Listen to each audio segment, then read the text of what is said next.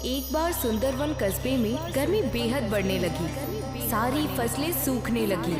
अचानक क्या पता मौसम को क्या हो गया था। इस बार बरसात के मौसम में भी आसमान से एक भी बूंद पानी नहीं टपकी। सुंदरवन कस्बे के सारे लोग बेहद परेशान थे। आखिरकार इन्हें पानी के लिए दर दर भटकना पड़ रहा था। पता नहीं इस बार इंद्रदेव हमसे क्यों नाराज हैं। बरसात का मौसम खत्म होने वाला है, फिर भी आसमान में कहीं भी काले बादल नहीं नजर आ रहे। मुझे तो लगता है हमारे प्यारे से सुंदरवन गांव को किसी की नजर लग गई है, तभी ये सब हो रहा है। नहीं तो आज तक ऐसे हालात कभी भी देखने को नहीं मिले थे। मैं तो जब भी सुंदरवन कस्बे का नाम लेती हूँ तो मुझे वो प्यारे प्यारे सुंदर फूल, मन को मोहने वाले नज़ारे याद आते हैं। राधिका आंखें बंद करती है और आज से 2 साल पहले के सुंदरवन कस्बे को याद करती है। सुंदरवन बहुत ही खूबसूरत लग रहा है। सूर्योदय के वक्त सूरज की पहली किरण पड़ते ही गांव में एक चमक सी हो जाती है। चारों तरफ हरियाली ही हरियाली है। परिंदे सुबह सुबह चहक रहे हैं और खाने की तलाश में आसमान में निकल पड़े हैं। औरतें कुएं से पानी भर कर आ रही हैं। किसान अपने बैलों को लेकर खेतों की ओर बढ़ रहे हैं। बच्चे अपने स्कूल बैग लेकर स्कूल की ओर बढ़ रहे हैं। सभी लोग बेहद खुश दिखाई दे रहे हैं। राधिका एक सुनहरे सपने की तरह इन सब को याद कर रही थी कि तभी वीरेंद्र उसे सपने से जगाता है। अरे कहाँ खो गई?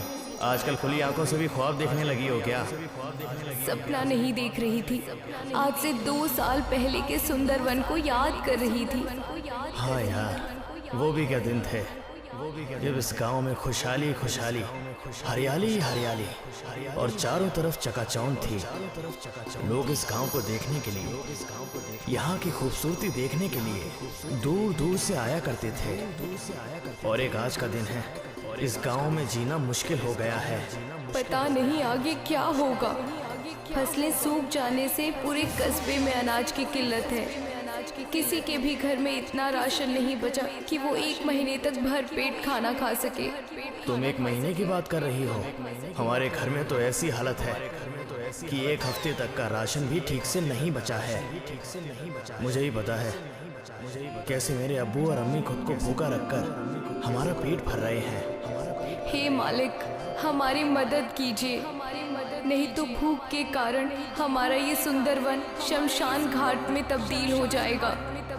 मुझे लगता है हमें इस परेशानी को दूर करने के लिए हमें अपने गांव में एक हवन करवाना चाहिए। हाँ, यही सही रहेगा।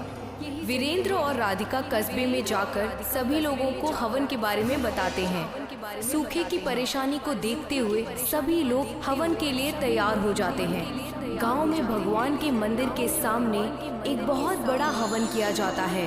हवन खत्म होने पर इस कस्बे में एक साधु बाबा आते हैं। भिक्षाम देहि माहि। साधु बाबा एक एक करके सबके दरवाजे पर जाते हैं। हे माई, ये साधु कई दिनों से भूखा है, कुछ खाने के लिए दे दो।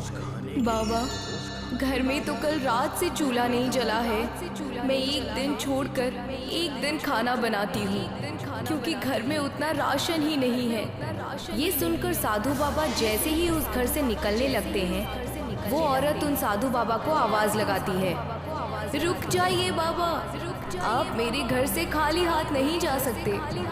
और वो औरत घर में जो भी राशन बचा है वो साधु बाबा की झोली में डाल देती है। ऊपर वाला तुम्हारा ख्याल रखे और तुम्हारी सारी मुसीबतों को दूर करे। साधु उस औरत को ढेर सारी दुआएं देकर और भिक्षा लेकर वहाँ से दूसरे घर की ओर चले जाते हैं। साधु को एक कुटिया दिखाई देती है जिसमें एक खानदान खाना खा रहा होता है। भिक्षाम देहि। साधु की आवाज सुनकर खानदान का मुखिया बाहर आता है और उन्हें अपने हिस्से का खाना दे देता है। साधु उस मुखिया के हिस्से की 1 रोटी खाते हैं पर उससे उनका पेट नहीं भरता। साधु के चेहरे पर खुशी न देखकर खानदान का मुखिया घर के अंदर जाता है और अपनी बीवी का खाना लाकर भी साधु बाबा को दे देता है। साधु बाबा ये 1 रोटी और खा लेते हैं पर इससे भी उनका पेट नहीं भरता। हे नेक इंसान, तुमने ये अधूरा खाना खिलाकर मेरी भूख को और भी ज्यादा बढ़ा दिया है। ये लीजिए बाबा, आप मेरा भी खाना खा लीजिए। ये लीजिए साधु बाबा, आप मेरे हिस्से का भी खाना खा लीजिए और अपनी भूख मिटा लीजिए। साधु बाबा ये सारा खाना खा लेते हैं और इस खानदान की सेवा भक्ति को देखकर इन्हें ढेर सारी दुआएं देते हैं। हे नेक इंसान, मैं तुम्हारी इंसानियत और नेक दिली देखकर बहुत खुश हुआ और दंग रह गया हूँ। तुमने और तुम्हारे खानदान ने खुद को भूखा रखकर आज मेरा पेट भरा है। ऊपर वाला तुम्हारा ख्याल रखे, तुम्हारी सारी मुसीबतों को दूर करे। साधु बाबा इन्हें दुआएं देकर अगले दरवाजे की ओर बढ़ते हैं। ऐसा करते करते साधु बाबा पूरे सुंदरवन कस्बे में घूमते हैं और भिक्षा मांगते हैं। देखते ही देखते शाम हो जाती है और साधु बाबा उस गांव से चले जाते हैं। कस्बे के सभी लोगों के पास जो भी कुछ था वो सब कुछ उन्होंने साधु बाबा को दान में दे दिया। अब किसी के पास अगले दिन खाने के लिए एक निवाला भी नहीं बचा था। पर जैसे ही सुबह होती है और सूरज निकलता है तो सुंदरवन कस्बे के नज़ारे को देखकर सभी लोग हैरान रह जाते हैं, क्योंकि कस्बे के एक तरफ से पानी की नदी और दूसरी तरफ से चावल की नदी बहने लगी है। हाँ, ये तो सचमुच में ईश्वर की कृपा हो गई गांव पर। सभी कस्बे वालों ने एक नदी से पानी और दूसरी नदी से चावल लिए और कस्बे में एक बहुत बड़ी दावत रखी गई।